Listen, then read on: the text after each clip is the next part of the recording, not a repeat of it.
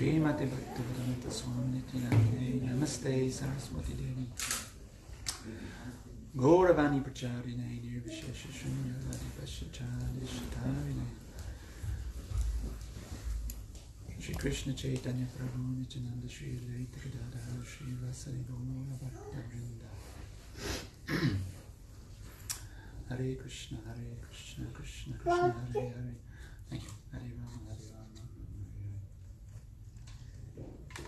So, does anyone know what today is?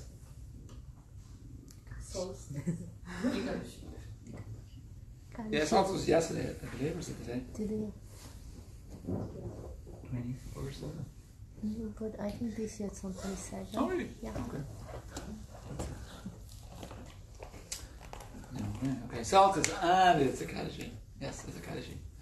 I was kind of thrown into this Sunday feast class to give it, so I decided since it was Ekadashi, I'd kind of give a little class on Ekadashi, since it's kind of a very important day in the calendar for Vaishnavas. So does everyone know what Ekadashi is about, or does anyone not know what Ekadashi is about, or haven't heard of Ekadashi? Alright. Anyone knows? Except you. That's alright. I actually didn't know much myself because I had to kind of look it up, even though I was kind of following for the last number of years. So, here's some details and some stories. I'll give you the next 40 minutes or so. So, Ekadashi, it's kind of two words, Eka and Das. So Eka means 1 and Das means 10, which together means 11. So it's the number 11. Ekadashi means 11, and it's to do with the 11th day after both the waxing and waning moon. So it's like basically in the Eastern calendar they follow the moon, not so much the sun. And it's the day of Lord Hari. And there's approximately 2 Ekadashis every month. So there is. Sometimes you get 3 in a month, depending. And there's one at the start, middle and end sometimes. So today is, I think it's the last Ekadashi of the year. Yeah.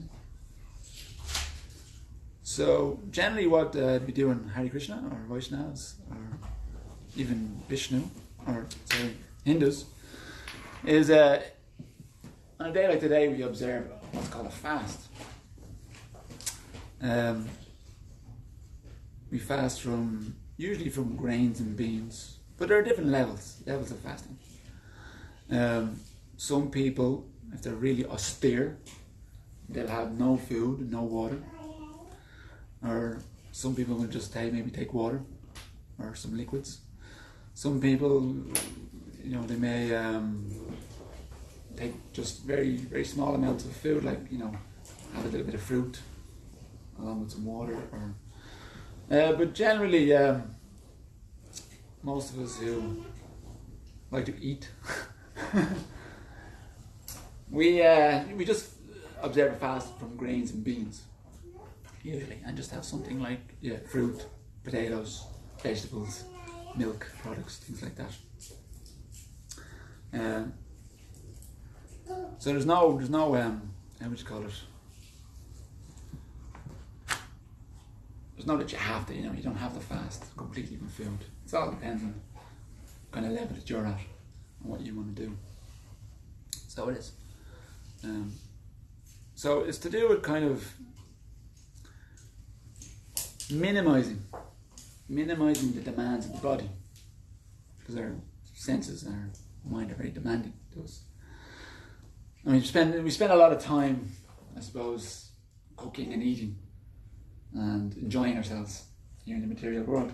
So the fast is, I suppose you could say, it's and austerity. Oh, thank you. I can't eat wrapping paper. Well, thanks. Not very tasty, I don't think. I'm fasting, remember.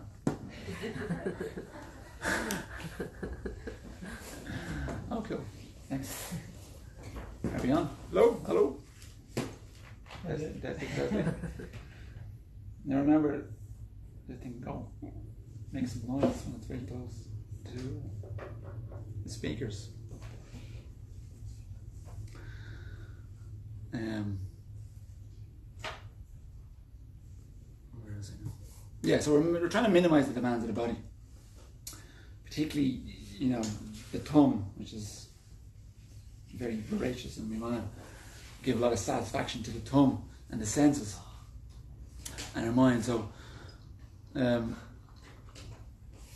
we take a fast. So we'll, sometimes I might fast. I'll have no food until 12 o'clock, and then maybe break it with a fast at midday, or just eat some small bits of fruit in the morning, and then have a sort of a main meal later on in the day.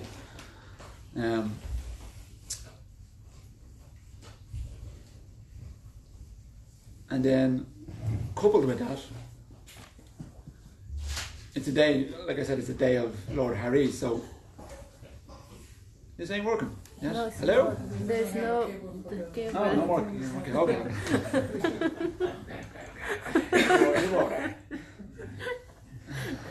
It's a day of fasting, so fast from business.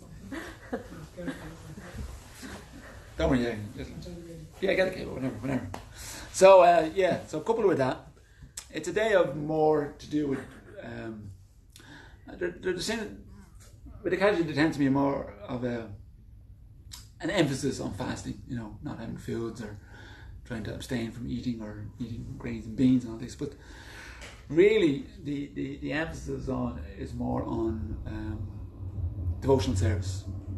So it is giving more time to Krishna. Our lives are very busy, work and family life and eating and sleeping and so many other things. So we have a minimal amount of time to be able to, chant or read or do whatever devotional practice we do. So these specific days are more about focusing our time on Krishna, basically. So the less time we eat and the less time we try to maybe even work or do other activities for ourselves, we can give that time over to reading and chanting, hearing about Krishna, maybe come to the temple, do some service, or remembering Krishna, meditating, doing something. There's 9 processes of devotional service. So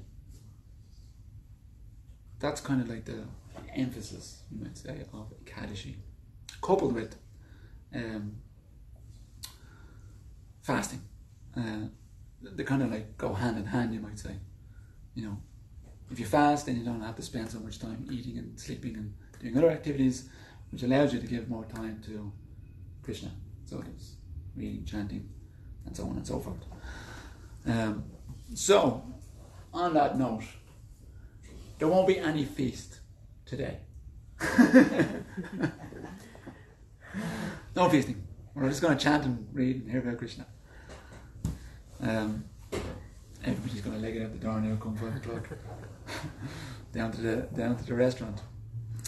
No, actually they're cooking up a nice Ekadashi feast down in the kitchen today, so don't worry about that. You'll be well looked after. So we have to engage our mind, gauge our senses. There's 10 senses in the mind, which also makes 11. 10, 11. And we should engage our mind and our senses in ways of pleasing Krishna. So Krishna is pleased when we follow Ekadashi. Where is it now? If any of you have ever heard of that, Hari Bhakti Vilas, it says that anybody who fasts on both Ekadashis, both the light and the dark fortnights of the month, and eats on the next day, Lord Sri Krishna becomes very pleased with him. So this is saying that Krishna is pleased with our austerity of fasting, or our austerity of chanting, reading, and hearing more about him. So he becomes pleased.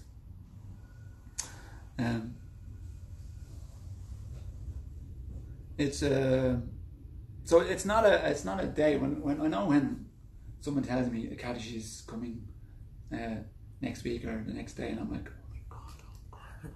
oh God, I have to stop eating. You know, the mind is like, how would you say? Doesn't like the austerity side of things. Thinking, oh my God, it's such a terrible thing, but it's actually not. Ekadashi is not really a bad day. It's not bad. It's not a terrible thing to not eat or to fast a little bit. But it's a very auspicious day, actually. Ekadashi. It gives much great spiritual wealth, but also bodily health as well. Fasting occasionally from time to time is good for your body. So I'm told, anyway. I mean, if anyone's a scientist in the room can probably give you more information, but I'm told that giving your body a rest from constantly eating and taking food helps it enormously. But there's more great spiritual wealth to be had from Ekadashi, because obviously you can give more time to your spiritual practice and focus your time on pleasing Krishna. So I just want to read a little bit about who is Ekadashi. Ekadashi is actually a personality. I thought it was just a day, but she's actually a personality. So I was just going to read a little bit earlier on about the story of how Ekadashi came to be. So in the Satya Yuga, which is, I think is the first Yuga, there was this, there's always a demon. So there was this great demon named Mura, and he was like a super demon. And he wasn't really liked very much. So, but he was so fierce and he was so powerful that he was able to even defeat the demigods. So he was. And so the demigods, they went to see Lord Vishnu, as they always do when they're in trouble. They always go to Vishnu. He's the man to go to. And they asked for his help. They prayed and asked for his help. So they did. And of course, Vishnu, who loves his devotees very dearly, he offered his help. And so he told the Devatas, or the demigods, to go along and attack Mura's main city. And there was a massive fight which ensued with Lord Vishnu at the helm. So he was charging in ahead of everyone else. And the great demon Mura began fighting with all the demigods and Vishnu. And Mura began fighting with Lord Vishnu. First with weapons, and then with bare hands. And they fought for 1,000 celestial years. Now, celestial years are far greater than Earth years. I mean, 1,000 years in Earth years is quite a long time, but I think 1,000 celestial years is like, let me think. I think it's 6 months is equal to 1 day, is that correct? 6 months on the earthly plane is equal to one day on the celestial. Yeah. So, I have that. So, if anyone is good at mathematics, that's a lot of years on the earthly plane. So they kept fighting because this Mura guy, he was a powerful demon, and so he was able to withstand after fighting for so long. And so Vishnu just kind of got a little bit, kind of, you might say, bored, and he feigned tiredness. So he did. He wasn't really tired, he was just feigning tiredness, and he went off to Balarik Ashram. And he went into a cave. I think it was called Hamavati.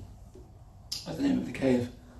And he went and just took some rest. He lay down on the ground and pretended he was asleep.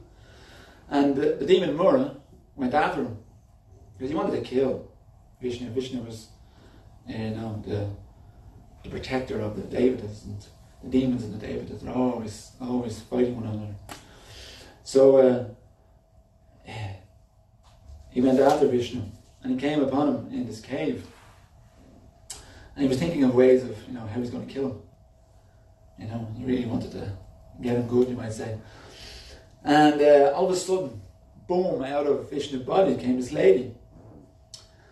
A young girl. And she was equipped with all types of weapons, ready for battle. And she challenged Mura to the fight. And Mura was kind of a bit surprised. All of a sudden this lady comes out of Vishnu's body and she's ready to attack him. But he took up the challenge. And they started a fight as well for many, many years. And eventually she slayed the demon Mura and shattered all his weapons. And as soon as he was killed, the Supreme Lord woke up and saw the dead demon and the young girl who was bowing to him, offering him obeisances. And so the Lord was very pleased with her, so he was, and offered her a boon. She said, excuse me, "O Lord, if you are pleased with me and wish to give me a boon, then give me the power to deliver, from the greatest sins that person who fasts on this day." So Krishna was very pleased, and so he offered her this boon. Krishna gave her the name Ekadashi because she appeared on the 11th day of the waning moon. So this is a great boon given from Krishna for all devotees. I mean, you can kind of say that it was by him that this boon came about. Krishna is always trying to find ways to kind of help us along in our devotional service. So he's given this great boon for people to follow. It's like twice a month. It's not like it's every day. Twice a month is reasonable, I suppose. And he's not making us, do terrible austerities like they used to do in Satya Yuga. Just fasting on a day like today is a great boon. It gives lots of benediction to us.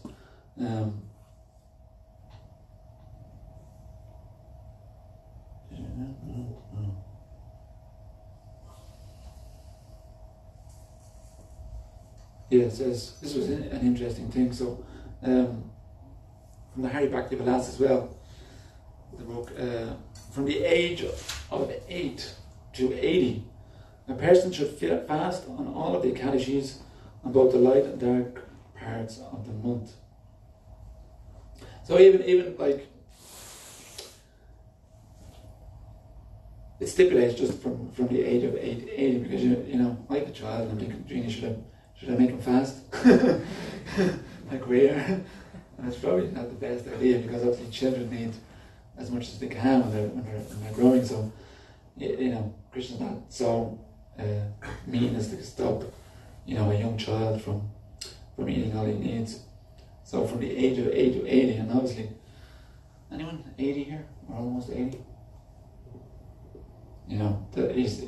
it's just within that time frame from age 8 to 80 that you can fast on all the Ekadashis on both the light and dark parts of the moon. There's also another day that we fast, which is a very prominent day, known as Janmashtami. And I can speak from experience that fasting. Okay, it can be difficult, particularly if you like to eat like I do and enjoy food so much. That giving up food for an entire 24 hours is pretty tough. But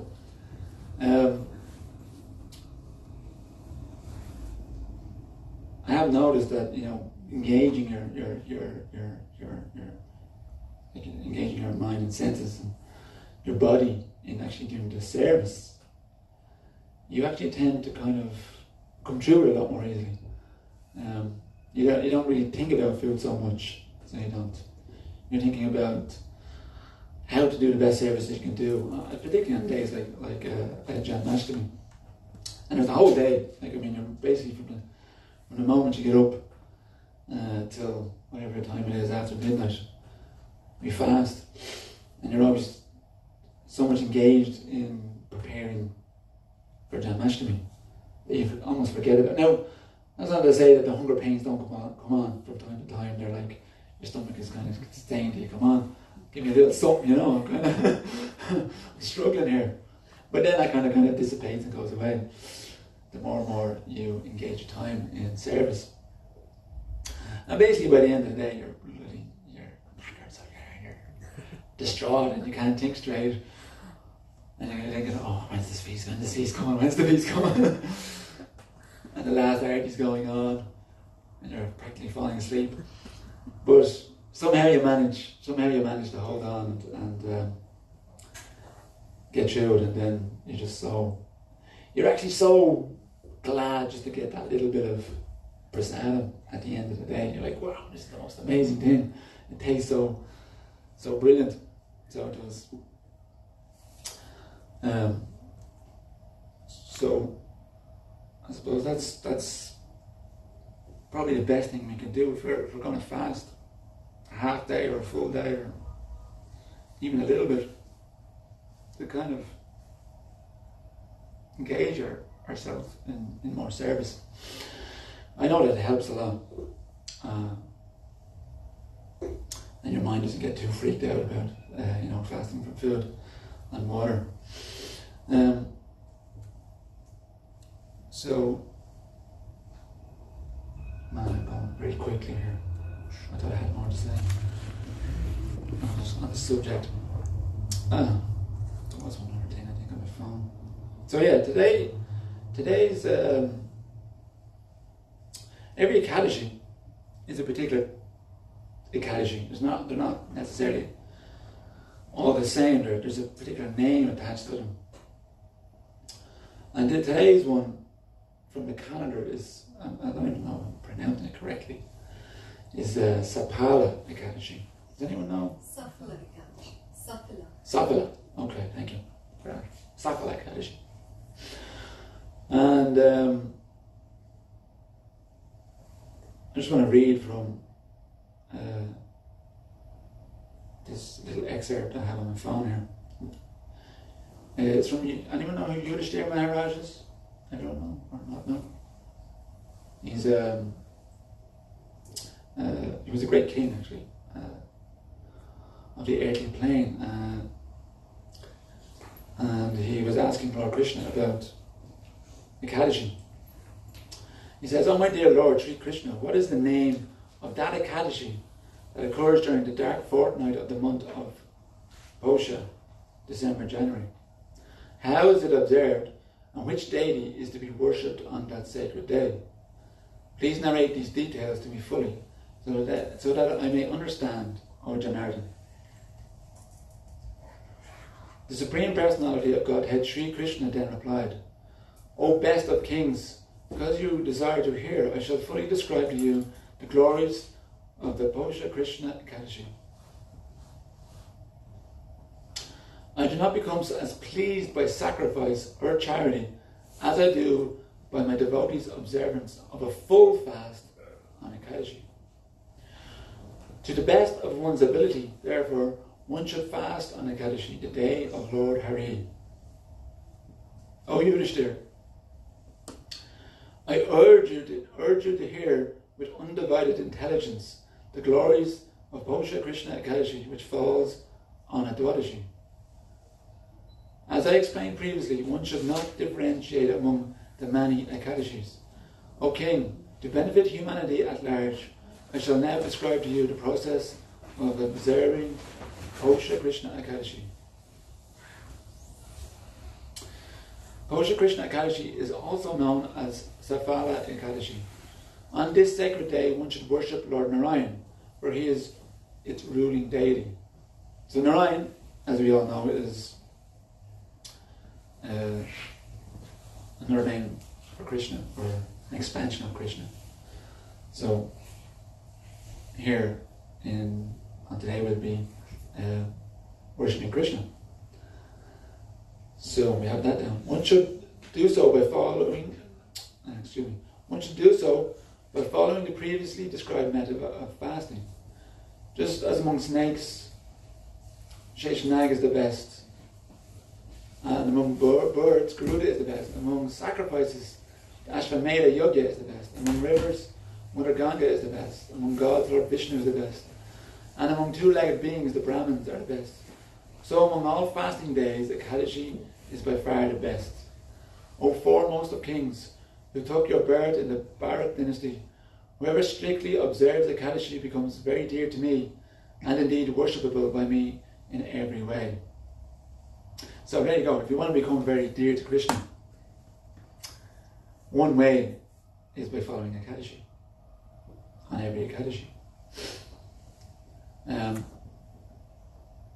Now please listen as I describe the process for observing Safala Ekadashi.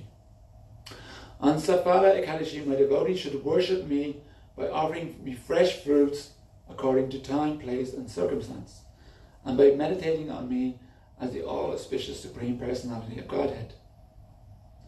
So anyone have fruits this morning? Or offer any fruits? Oh. There you go. You didn't even know it, and you're observing Safala Ekadashi. You should offer me jambira fruit, pomegranate, betel nuts and leaves, coconut, guava, varieties of nuts, cloves, mangoes, and different kinds of aromatic spices. You should also offer me incense and bright ghee lamps, for such an offering of lamps on Safala Ekadashi is especially glorious. So, who wants to give Arti today? Anybody? Anybody want to do Arti today? Yeah. Do we do Arti here? Yeah, we do, yeah. Is this your first time here? Yeah. Not really, but I heard that we don't perform Artis here. Who told you that? There was one lady here, she was decorating, so I asked whether you guys do that. We don't, I'll be honest, we don't always, but every Sunday we do, yeah. Ah, okay. I don't know, you live here, I don't know if they do them in the morning. No. No? Okay, that's okay.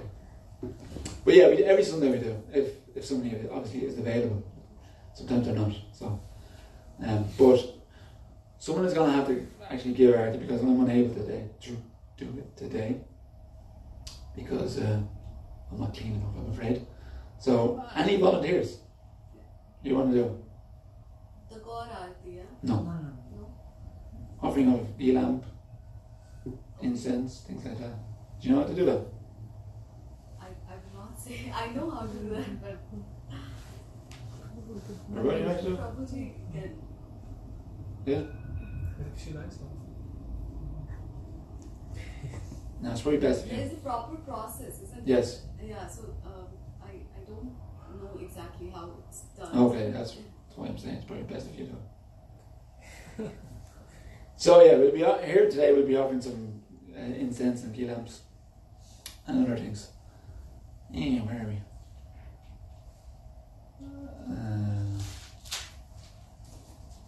Yeah. The devotee should try to stay awake the Ekadashi night. So anyone want to stay awake tonight? All night. I have to go through the next morning. I'm sure working, aren't you? Oh, then you're going to be observing. It's very nice. Even without realising it, you're kind of following an Ekadashi. To some degree. Excuse me. Now please hear with undivided attention as I tell you how much merit one gets if he fasts and remains awake throughout the entire night singing and chanting the glories of Narayan. O best of kings, there is no sacrifice or pilgrimage that yields merit that is equal to or better than the merit one gains by fasting on this Safala Ekadashi. Such fasting, particularly if one can remain awake and alert the entire night long, bestows the same merit upon the faithful devotee as the performance of austerity for 5,000 earthly years. That's a lot of years. One day gives you the same merit as 5,000 earthly years. Amazing, huh? It's amazing what Krishna is willing to give us for a little bit of fasting or, a little bit of austerity here and there. It's like he said, what is it? We're giving him with 2 hands and he's giving with, 100 hands or something like that. 1,000 arms.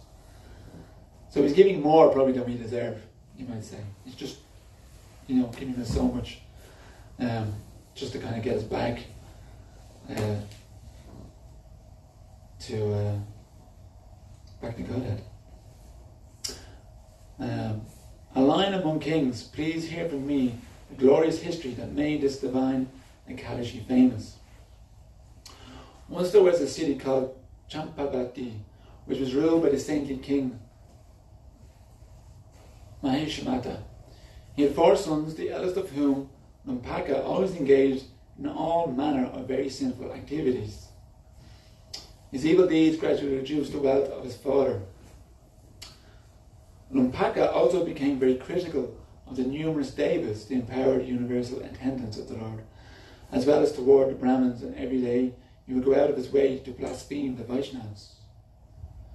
At last, King Mahishamata, seeing the unrepentant, brazen, fallen condition of his son, exiled him to the forest. Everyone gets exiled to the forest in these stories. That's what they do.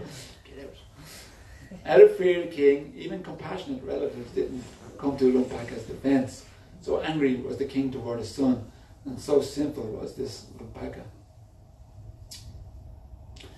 Bewildered in his exile, the fallen and rejected Lumpaka thought to himself, my father has sent me away, and even my kinsmen do not raise but a finger in objection. What am I to do now? He schemed sinfully and thought, I shall sneak back to the city under cover of darkness and plunder its wealth. During the day I shall stay in the forest, and as night returns, so shall I to the city. So thinking, the simple Lumpaka entered the darkness of the forest. He killed many animals by day, and by night he stole all manner of valuable items from the city. The city-dwelling folk apprehended him several times, but out of fear of the king they left him alone. They thought to themselves that it must have been the accumulated sins of Lumpaka's previous births that had forced him to act in such a way that he lost his royal facilities and became to act so sinfully like a common savage thief. Though a meat eater, Lumpaka would also eat fruits every day. He's resided under an old banyan tree that, unknown to him, happened to be very dear to Lord Vasudeva. Excuse me. Indeed, many worshipped as the demigod of all the trees in the forest. In due course of time, while Lumpaka was doing so many sinful and condemnable activities, the Safala Ekadashi arrived. On the eve of the Ekadashi, Lumpaka had to pass the entire night without sleep because of severe cold that he felt due to his scanty bedclothes. The cold not only robbed him of all peace, but almost of his very life. By the time the sun rose, near dead, his teeth chattering and near comatose. In fact, all that Ekadashi morning, he remained in that state and could not awaken out of his near comatose condition. When midday of the Safala Ekadashi arrived, the sinful Lumpaka finally came to and managed to rise up from his place under that banyan tree. But with every step he took, he stumbled and fell to the ground. Like a lame man, he walked slowly and hesitantly, suffering greatly from hunger and thirst in the midst of the jungle. So weak was Lampaka that he couldn't even concentrate nor muster strength to go and kill even a single animal that whole day. Instead, he was reduced to collecting whatever fruits had fallen to the ground of their own accord. By the time he returned to his banyan tree home, the sun had set. Placing the fruits on the ground next to him at the base of the sacred banyan tree, Lampaka began to cry out, "Oh, woe is me! What should I do? Dear Father, what is to become of me? Oh, Sri Hari, please be merciful to me and accept these fruits as an offering." Again, he was forced to lie awake the whole night without sleep. But in the meantime, the all-merciful Supreme Personality of Godhead, Madhusudan, had become pleased with Lampaka's humble offering of forest fruits, and he accepted them. Lampaka had unwittingly observed a full Ekadashi fast, and by the merit he reaped on that day, he regained his kingdom with no further obstacles. Listen, O Yudhishthira, to what happened to the son of King Mahishmat when but a fragment of the merit spouted up within his heart. As the sun beautifully rose in the sky on the day following Ekadashi, a handsome horse approached Lampaka as if seeking him out and stood next to him. At the same time, a voice suddenly boomed out from the clear blue sky saying, "This horse is for you, Lampaka. Mount it and ride swiftly out of this forest to greet your family. O son of King Mahishmat, by the mercy of the Supreme Lord Vasudeva and the strength of the merit you acquired by observing Zafala Ekadashi, your kingdom will be returned to you without any further hindrances. Such is the benefit you have gained by fasting on this most auspicious of days. Go now to your father and enjoy your rightful place in the dynasty." So we can kind of see from this story, just by following such a fast, the great benefit that comes from following Ekadashi. I mean, Lampaka was such a simple guy, so he was. Spent probably most of his life being very, very simple and, killing animals and engaging in all sorts of nefarious activities.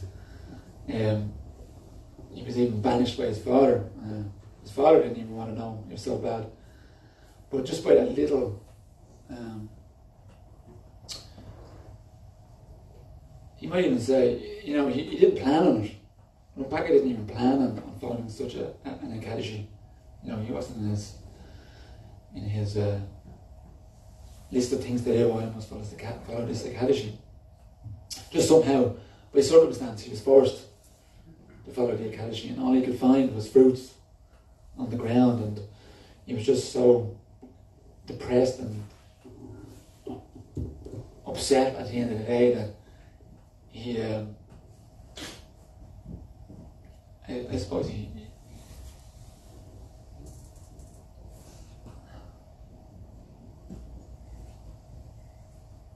what's the word I'm looking for now? It's going out of my head.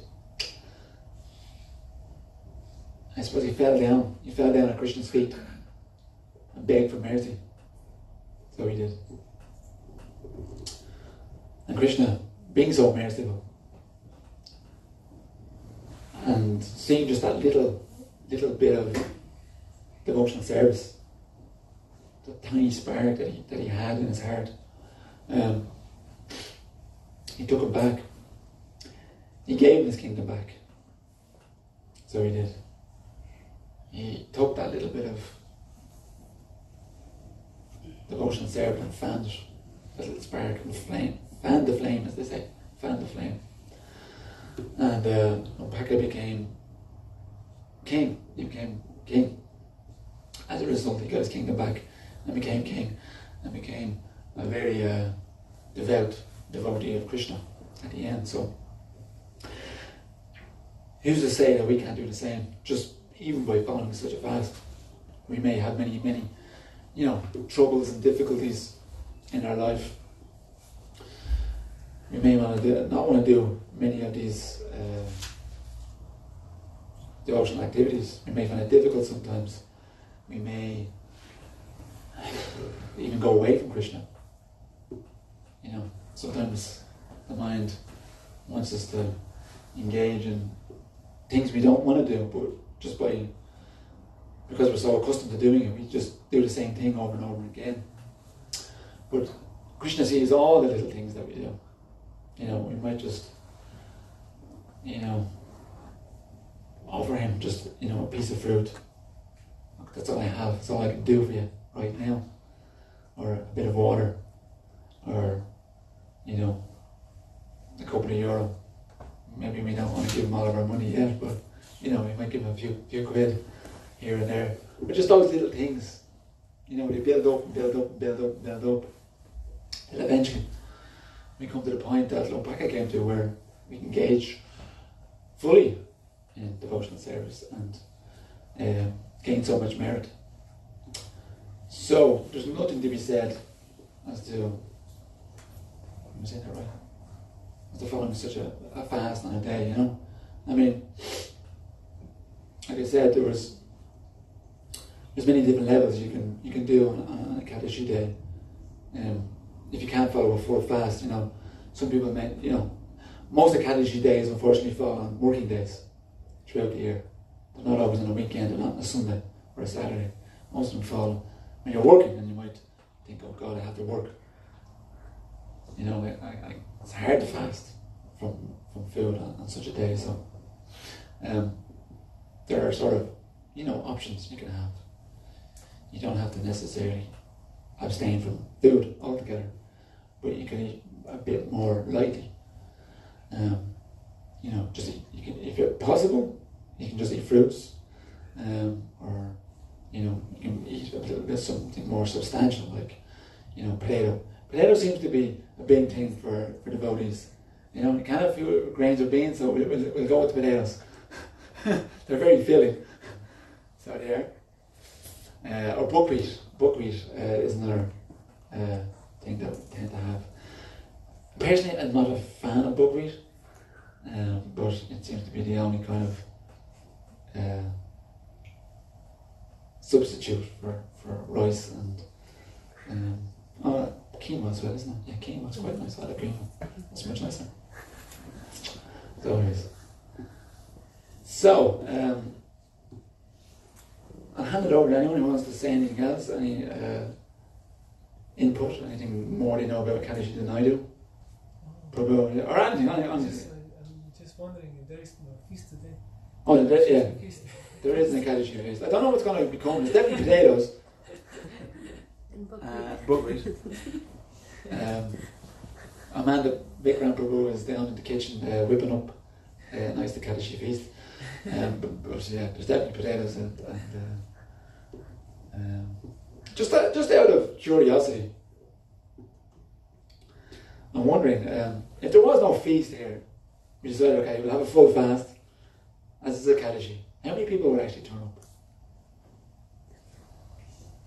If we just said, okay, we'll just chant and read and hear about Krishna.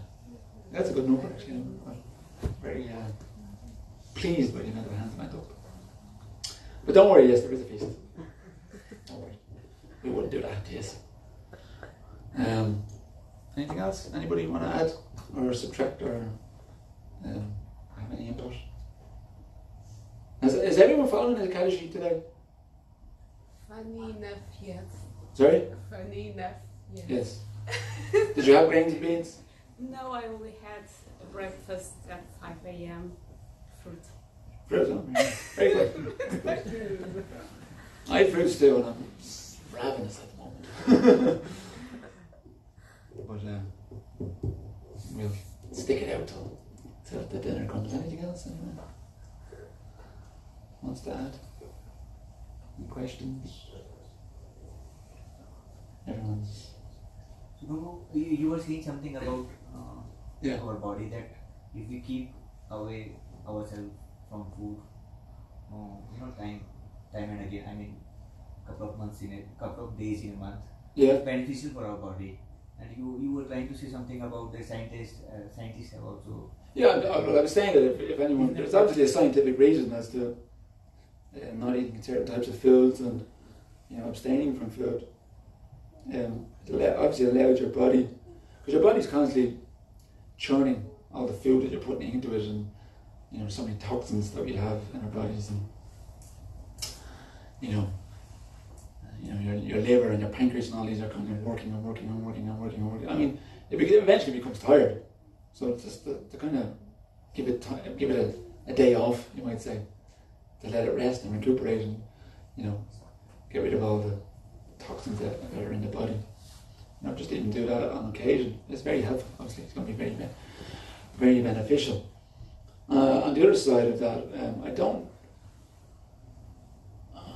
know. Would you know the story behind why we don't eat grains and beans on Ekadashis?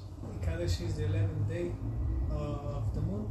Yeah. And on this day, sin enters the grains. Yeah. So on this day we don't eat grains and beans because of that. Some kind of curse. This day sin enters. It's, I don't know. The story is long. I don't know the whole story. But on this day the sin enters. I was just thinking. I wanted to ask. If I can ask. That we do it because it pleases Krishna, right? Yeah. So, but it doesn't say that any fast on any day pleases Krishna. This day, and according to the principles that are stated in the Vedas, right? We have the process you follow. How you follow the fast? Yeah. On which day, and this pleases Krishna. Not that you can do it any day and do it however. No? So I guess it's just like whoever knows about this or even doesn't know, it follows the Vedic principles and descriptions, pleases Krishna. Yeah. And Well, obviously, the Vedas are coming from Krishna, and obviously, he's pointing out that these days are what the days I want you to follow fasting. Mm-hmm. So he's the one saying it. You might say so. By you following his instruction, he's obviously going to become pleased by it. In this type of fast, this particular day. So he's going to become pleased. It even says, like I was saying, the Hari Bhakti Vilas, anybody who fasts on both the Ekadashis on the light and dark fortnights of the month, Krishna becomes pleased with him. So it's written in the Vedic scriptures that is fasting on Ekadashi. Because if you think about it, you're fasting on this particular day to please Krishna, whereas you might say, I'll fast on another day and it might not necessarily be I'm fasting for Krishna. It might be because I want to do it. I want to do it because maybe I fast this particular day in this particular week, or this particular day of a particular month. So it's more about you. It's not necessarily because I want to please Krishna. So he stipulates fast on these days and do this type of yoga, as you might say, and this will please me. You know what I mean? So it's more out of love and devotion than just merely just fasting because you should fast. You know what I mean? Does that make sense? Yeah. Does that make sense, everybody? Did I say it right? So that's basically we fast on the Ekadashis and not other days is to really please Krishna because he wants us to do that. So he does. Yeah, he wants us to fast. Perform austerity to please him. Krishna likes us to perform austerity to please him, not to please ourselves. You might say.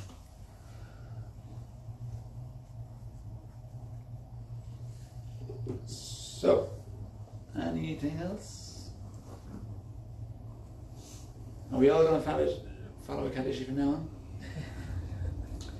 There's another great boon in the Ekadashis as well, which many of you may or may not know. And I hope I'm correct in saying this. sometimes we may not, knowingly or unknowingly, may not follow an Ekadashi by mistake, we didn't know, or something happened that we couldn't follow Ekadashi, any other Ekadashi. But as far as I'm aware, there's one particular Ekadashi, I think it falls in the summertime, Bhima Ekadashi, where you follow what's called a Nirjal Ekadashi, which is no food and no water, basically no intake of anything at all. And from what I understand, the boon given is that if you've broken another fast accidentally or on purpose or otherwise, that this will compensate for all those Ekadashis that you happen to miss or didn't know about perhaps in the year preceding. So if you follow a Nirjal Ekadashi on this particular Ekadashi, it's known as Bhima Ekadashi, then it kind of compensates for all these other Ekadashis that you didn't happen to fast on or didn't know about perhaps. So there's another boon for this. That does not mean you should not eat on the other fast and then on Nirjal I'll do that. The hell with the rest of them. But anyway, see, Krishna's always finding ways to give us boons and help us out. So on that note, thank you for your attendance and your cooperation and for listening to me. Sorry, that was it was a quick class. I was basically, going through this like an hour or two before this class. I didn't have much time to kind of prepare. I hope you can forgive me for that. And next we're going to have Arati and chanting. So, Prabhu is going to give Arati. Does anyone know how to play drum? Other than Prabhu? No. Anybody? Maybe Ishwar Prabhu can do the arati and if Prabhu has to play drum. No, okay. She has to go. Okay. Something some family. Okay. Any drummers? You sure you don't want to stay and do the arati? It's like takes 20 minutes. Sure you don't want to stay and do the arati? You don't want to rush. I've done arati this morning. I do arati every morning. It's part of my practice. Okay. That's good. That's good. I've done some family. Yeah. No worries. That's why I want to stay. Can you play drum and do arati at the same time?